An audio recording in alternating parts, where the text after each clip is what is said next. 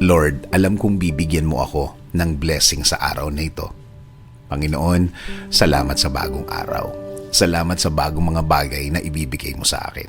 Salamat sa mga bagong oportunidad na ilalagay mo sa aking araw ngayon. I know this day will be better than yesterday. I declare blessings today. I declare provision. I declare healing today para sa akin at sa aking mahal sa buhay.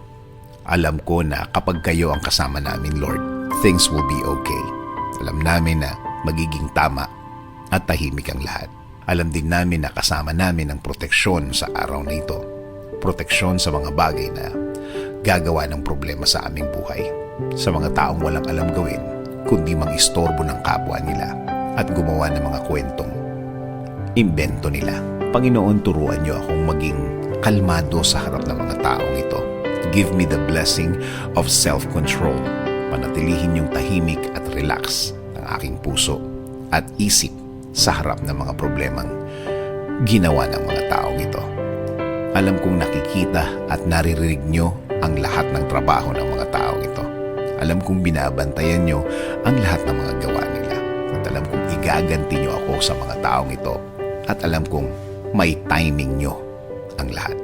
Sa ngayon, sa araw na ito, ako magko-concentrate. Sa araw na ito ako magfo-focus. Alam kong marireceive ko ngayon ang inyong kabutihan. Alam kong aalagaan nyo ako sa araw na ito. At alam kong mararamdaman ko ulit ang inyong blessings ngayon. Kahit na maging mahirap ang araw na ito, sa magandang plano mo ako titingin.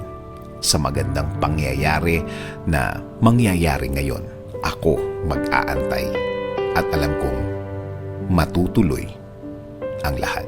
Alam ko, Lord, na kahit na ano ang sitwasyon, kahit na ano ang mangyari, matutuloy ang plano mo sa akin. Kahit na sino pa ang humarang, kahit sino pa ang kumontra, wala silang magagawa, wala silang pagkontrang maipaplano.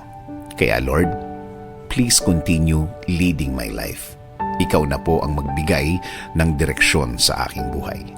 Patuloy kong i-offer ang lahat ng parts ng aking buhay. Itinataas ko ang lahat ng aking plano, Lord. Ikaw na ang bahala sa akin at sa aking pamilya. Panginoon, ipinagdadasal ko din ang aking bayan, Lord. Ikaw na din ang mag-alaga at magbigay ng guidance para sa aming bansa.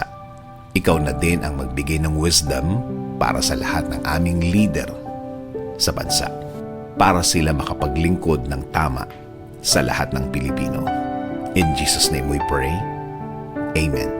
Sabi nga sa Proverbs 10:22, the blessing of the Lord makes rich, and He adds no sorrow with it.